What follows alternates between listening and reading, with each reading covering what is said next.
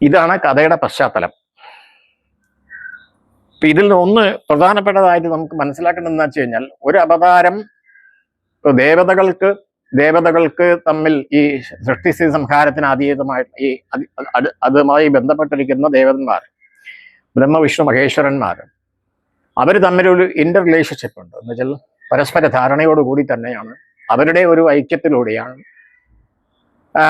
ഈ സൃഷ്ടിയുടെ മൊത്തമായിട്ടുള്ള ഒരു ചലനം അല്ലെങ്കിൽ അതിൻ്റെ ഒരു ഗതി നിർണയിക്കപ്പെടുന്നത്. അപ്പോ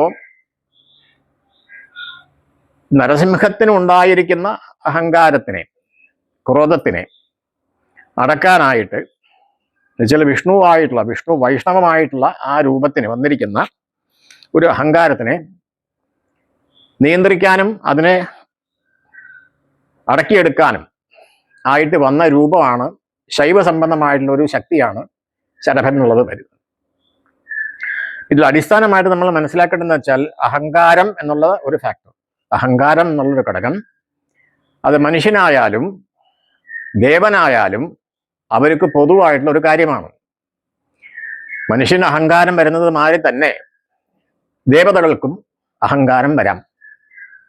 ഇപ്പൊ മനുഷ്യര് അഹങ്കാരം വരുന്ന സമയത്ത് ഉണ്ടാകുന്ന ഭവിഷ്യത്തുകൾ തന്നെ ആയിരിക്കും ദേവതമാർക്ക് ഉണ്ടാവുമ്പോഴും ഉണ്ടാവാനുള്ള സാധ്യത. കാരണം ഇവരുടെ ശക്തികളിൽ ഏറ്റക്കുറച്ചുകൾ ഉണ്ട് എന്നല്ലാണ്ട് അടിസ്ഥാനപരമായിട്ടുള്ള കാര്യത്തിൽ ദേവതയ്ക്കും മനുഷ്യനും ഒരേ ഘടകം തന്നെയാണ്. അവരുടെ നാമത്തിലോ രൂപത്തിലോ വ്യത്യാസം ഉണ്ടാവും, ശക്തികളിൽ വ്യത്യാസം ഉണ്ടാവും, മനുഷ്യരെക്കാട്ടിലും കൂടുതൽ ശക്തി ഉണ്ടാവാം. പക്ഷേ മനുഷ്യനെ നിയന്ത്രിക്കുന്ന ഒരു ശക്തി, അത് ഒരു ലോ ഓഫ് കർമ്മ എന്ന് വേണമെങ്കിൽ പറയാം. ആ കർമ്മഗതി തന്നെയാണ് ഭഗവാൻ ദേവന്മാരായിട്ട് ഇരിക്കുന്ന അവർക്കും ബാധിക്കപ്പെടുന്നു എന്നുള്ളതാണ് നാം കാണുന്നത്. അപ്പോ ഈ കഥയുടെ തത്വം അല്ലെങ്കിൽ ഈ അവതാരത്തിന് തത്വം തന്നെ അതാണ്. അഹങ്കാരം എവിടെയെല്ലാം വരുന്നു, അത് മനുഷ്യനിലാണെങ്കിലും ദേവതകളിലാണെങ്കിലും വന്നു കഴിഞ്ഞാൽ അത് നിയന്ത്രിക്കപ്പെടേണ്ടതാണ്. അതേമാതിരി ആ നിയന്ത്രിച്ച ശേഷം ഒരു സന്തുലിതമായിട്ടുള്ള ഒരു അവസ്ഥ ആധ്യാത്മിക തലത്തിലും ഭൗതിക തലത്തിലും ഉണ്ടാകേണ്ടതാണ് എന്നുള്ളതാണ് അടിസ്ഥാനപരമായിട്ടുള്ള ക്രിയേഷന്റെ നിയമം. അപ്പോൾ അതിന് വേണ്ടിയിട്ടാണ് ഇങ്ങനെ ഒരു കഥ ഉണ്ടാക്കിയിരിക്കുന്നത്. അപ്പൊ ഈ ശത്രു സംഹാരി എന്നുള്ളൊരു കോൺസെപ്റ്റ് എങ്ങനെയാണ് പിൽക്കാലത്തേക്ക് ഈ പ്രത്യങ്കിര എന്നുള്ള ദേവിയിൽ അടിച്ചേൽപ്പിക്കപ്പെട്ടത് എന്നുള്ളതാണ് നോക്കേണ്ടത്. ഞാൻ മനസ്സിലാക്കുന്നത് എന്താ വെച്ചാൽ, ശരഭനും ശൂലണിയും പ്രത്യങ്കിരസും ഈ 3 പേരും കൂടെ വന്ന ശേഷം ആണല്ലോ ഈ ശരഭൻ നരസിംഹത്തിനെ അടക്കാൻ വന്ന ശക്തികളായിട്ട് പറയപ്പെടുന്നത്. അപ്പൊ അവരുടെ പർപ്പസ് നരസിംഹത്തിനെ ശത്രുവായി കണ്ടിട്ടല്ല അവർ വന്നിരിക്കുന്നത്. നരസിംഹത്തിന് ഉണ്ടായിരിക്കുന്ന അഹംബോധം, അഹങ്കാരം എന്നുള്ള ആ ഘടകത്തിനെ അതിനെ ഇല്ലാതാക്കിയാൽ ശേഷം മാത്രമേ വിഷ്ണുവിൻ്റെതായിട്ടുള്ള ആ അസ്തിത്വത്തോടുകൂടി ആ പ്രവർത്തനം അല്ലെങ്കിൽ പ്രവർത്തന മേഖലകളിൽ അദ്ദേഹത്തിന് സഞ്ചരിക്കാൻ പറ്റുള്ളൂ. അതല്ലെങ്കിൽ അദ്ദേഹത്തിന്റെ കർമ്മത്തിൽ വരുന്ന വിഘാതം ഉണ്ടാകും എന്നുള്ളത് കൊണ്ടാണ് ഈ ദേവതമാർ, ഈ ശരഭൻ ശൂലിനി പ്രത്യങ്കിര ആ ട്രയോ വന്ന് ഇദ്ദേഹത്തിനെ നിയന്ത്രിക്കാൻ ശ്രമിക്കുന്നത്. അപ്പൊ അഹങ്കാരത്തിനെ ഇല്ലാതാക്കാൻ വന്ന ഒരു ദേവതയാണ് എന്നല്ലാതെ ശത്രു സംഹാരി എന്നുള്ള ദേവതയ്ക്ക് അങ്ങനെ സങ്കല്പത്തിലല്ല വന്നിരിക്കുന്നത്. യഥാർത്ഥ ശത്രു എന്ന് പറയുന്നത് നമ്മളിൽ തന്നെ ഇരിക്കുന്ന കാമക്രോധ മതമാത്സര്യാദികൾ തന്നെയാണ് ശത്രുക്കൾ. ബാഹ്യമായിട്ടുള്ള ശത്രുക്കളെ നേരിടാനായിട്ട് ഒരു ദേവതയുടെ ആവശ്യം ഉണ്ടോ എന്നുള്ള സംശയമാണ്. അതിന് ഇവിടെ അന്നത്തെ രാജാക്കന്മാരാണെങ്കിലും അന്നത്തെ രാജഭരണമാണെങ്കിലും അവിടെ രാജാവ് ഉണ്ടായിരുന്നു, അതിന് സൈന്യമുണ്ടായിരുന്നു, ഉപദേശകന്മാരുണ്ടായിരുന്നു, കോടതി ഉണ്ടായിരുന്നു. ഇന്നും അത് തന്നെയാണ്. അങ്ങനെയുള്ള ഒരു കാര്യത്തിനെ നിയന്ത്രിക്കാനായിട്ട് അത്തരം സ്ഥാപനങ്ങളോ അത്തരം ഓർഗനൈസേഷൻസോ ഉണ്ട്. പിന്നെ ശത്രു എന്ന് പറയുന്നത് അത് വളരെ സാങ്കല്പികമായിട്ടുള്ളതും അത് വളരെ ആപേക്ഷികമായിട്ടുള്ള ഒരു കാര്യമാണ്. ശത്രു എന്നുള്ള സങ്കല്പം തന്നെ ഒരു വ്യക്തിക്ക് തൻ്റെതായിട്ടുള്ള ഒരു ഐഡന്റിറ്റി ക്രിയേറ്റ് ചെയ്ത ശേഷം ആ ഐഡന്റിറ്റിയെ മെയിൻറ്റെയിൻ ചെയ്യാനോ അല്ലെങ്കിൽ അതിനെ മുന്നോട്ട് കൊണ്ടുപോകാനോ അതിനെ വികസിപ്പിക്കാനോ ചെയ്യുന്ന സമയത്താണ് ആ ആ ആശയത്തിന് അല്ലെങ്കിൽ ആ കോൺസെപ്റ്റിനെ, ആ ഇമേജിനെ മറ്റേതെങ്കിലും ഒരു വ്യക്തിയോ ഒരു ശക്തിയോ അതിനെ സ്വാധീനിക്കാൻ ശ്രമിക്കുമ്പോഴാണ് അതിനെ ആ വ്യക്തി ശത്രു എന്ന് പറയുന്നത്. അപ്പൊ ഇത് ഒരു ഞാൻ എൻ്റേത് എന്നുള്ള ബോധം ഇരിക്കുന്ന ഒരാൾക്കാണ് സ്വാഭാവികമായിട്ടും ശത്രു ഉണ്ടാകേണ്ടത്. ഞാൻ എൻ്റേത് എന്നുള്ള ബോധം ഇല്ലാത്ത ഒരാൾക്ക് പ്രത്യേകിച്ച് ശത്രുക്കളെയോ മിത്രങ്ങളോ ഇല്ല. ആ അവസ്ഥയാണ് ശരിക്കും ഒരു ആധ്യാത്മിക തലത്തിൽ നമ്മൾ പറയുകയാണെങ്കിൽ ആത്മജ്ഞാനം കിട്ടിയ ഒരാൾക്ക് അദ്ദേഹത്തിനെ സംബന്ധിച്ചോളം പോസിറ്റീവ്, നെഗറ്റീവ്, ശത്രു, മിത്രം ഇങ്ങനെ ഒരു കോൺസെപ്റ്റേ ഇല്ല. അപ്പൊ ഇത് ഏതോ ഒരു കാലഘട്ടത്തിൽ ഒറിജിനലായിട്ട് നമ്മളിൽ അടങ്ങിയിരിക്കുന്ന അഹങ്കാരത്തിന്റെ ആ പ്രാമുഖ്യത്തിനെ ഇല്ലാതാക്കാൻ വേണ്ടി വന്നിരിക്കുന്ന ഒരു കൗണ്ടർ ആയിട്ടുള്ള ഒരു ശക്തിയാണ് ഇങ്ങനെയുള്ള ഒരു ദേവത.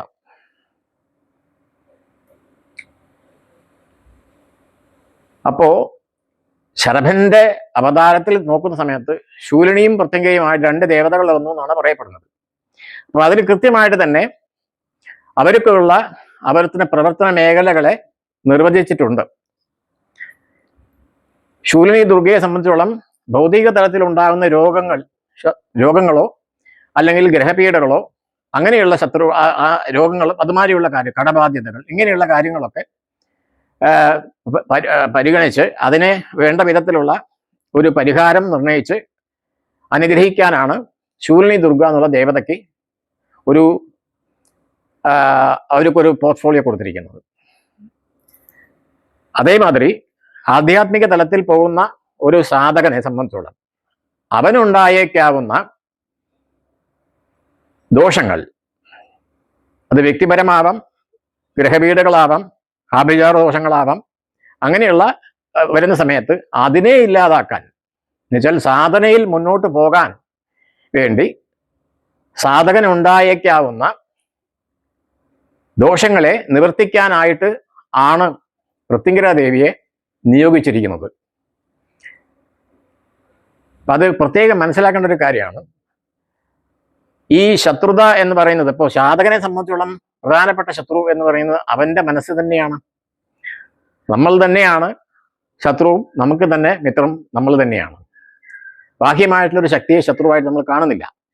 അപ്പൊ ആധ്യാത്മിക തലത്തിൽ ഒരാൾ സാധന ചെയ്യുന്ന സമയത്ത് അദ്ദേഹത്തിന് ഉണ്ടായേക്കാവുന്ന പ്രതിബന്ധങ്ങൾ, മാനസികമോ ആധ്യാത്മിക തലത്തിലോ ആ പ്രതിബന്ധങ്ങളെയൊക്കെ അത് മാറ്റി സാധകന് വേണ്ടതായിട്ടുള്ള ഊർജം കൊടുത്തുകൊണ്ട് മുന്നോട്ട് പോകാനുള്ള ഒരു മാർഗനിർദ്ദേശം കൂടി പ്രത്യംഗരസിന്റെ ഒരു പോർട്ട്ഫോളിയോയുടെ ഭാഗമായിട്ട് വരും.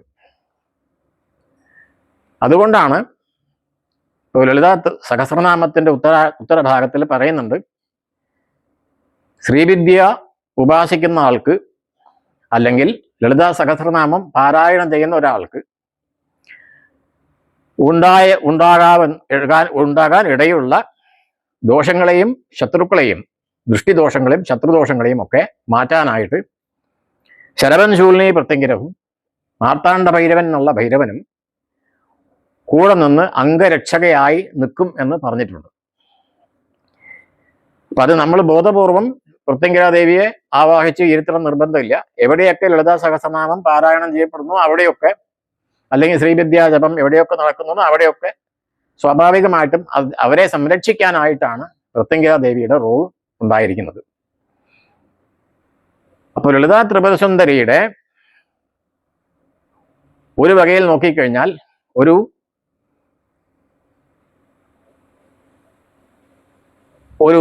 അംഗരക്ഷകയായിട്ട് വേണമെങ്കിൽ നമുക്ക് പ്രത്യംഗരാദേവിയെ പറയാം.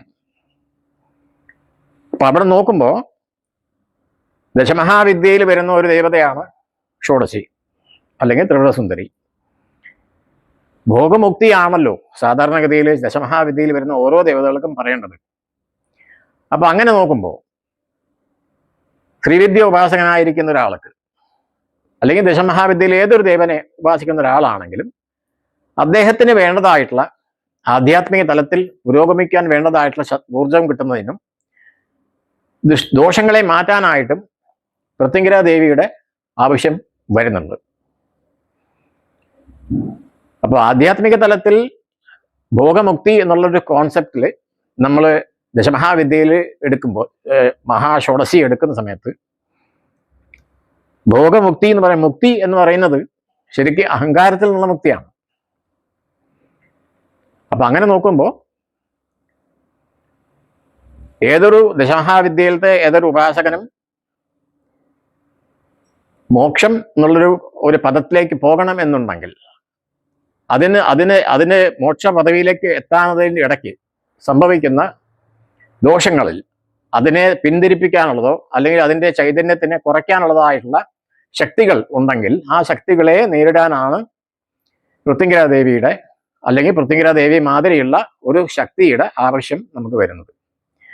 ഇവിടെ കൃത്യമായിട്ട് പ്രത്യംഗരാ ദേവിയെ സഹസ്രനാമത്തിൽ പറഞ്ഞതുകൊണ്ട് തന്നെ, റെഫറൻസ് പറഞ്ഞതുകൊണ്ട് തന്നെ, ശ്രീവിദ്യയിലൂടെ അല്ലെങ്കിൽ ശ്രീവിദ്യാ സാധനയിലൂടെ, ലളിതാ ത്രിപുരസുന്ദരിയുടെ ഉപാസനയിലൂടെ ആത്മജ്ഞാനം അല്ലെങ്കിൽ ഭോഗം മുക്തി കിട്ടണം എന്നുള്ള ആഗ്രഹമുള്ളവർക്ക് സ്വാഭാവികമായിട്ടും അത് വേണ്ട വിധം ആക്കി തീർക്കാനായിട്ട് പ്രത്യംഗര എന്നുള്ള ആ ദേവതയുടെ ഒരു ആവശ്യം വരുന്നുണ്ട്. അപ്പൊ ഈ സാധകനെ സംബന്ധിച്ചോളം തൻ്റേത് എന്നുള്ള അഹങ്കാരം തന്നെയാണ് ഏറ്റവും വലിയ ശത്രു. അപ്പൊ ആ ശത്രുവിനെ നിഗ്രഹിക്കാനോ അല്ലെങ്കിൽ അത് കൈകാര്യം ചെയ്യാനോ പ്രത്യംഗരാ ദേവിയെ മാതിരിയുള്ള ഒരു ശക്തിക്ക് അത് പറ്റുള്ളൂ. കാരണം പ്രത്യംഗരാ ദേവിയുടെ ഉപാസനയിൽ കാമ്യമായിട്ടുള്ള കാര്യങ്ങൾ നമ്മൾ പറയാറില്ല. മോക്ഷത്തിന് വേണ്ടിയിട്ടാണ് പ്രത്യംഗരാ ദേവിയെ നമ്മൾ അറിഞ്ഞോ അറിയാതെയോ ക്ഷണിക്കുന്നതും ആവാഹിക്കുന്നതും പൂജിക്കുന്നതും.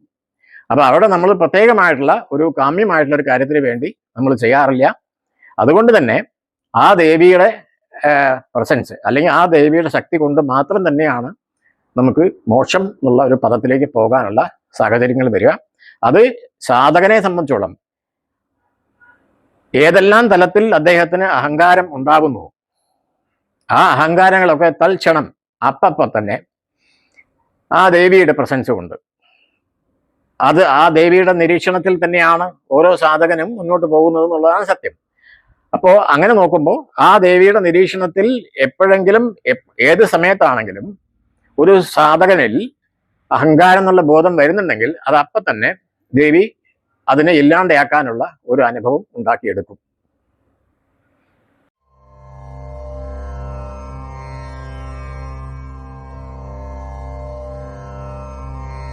Oh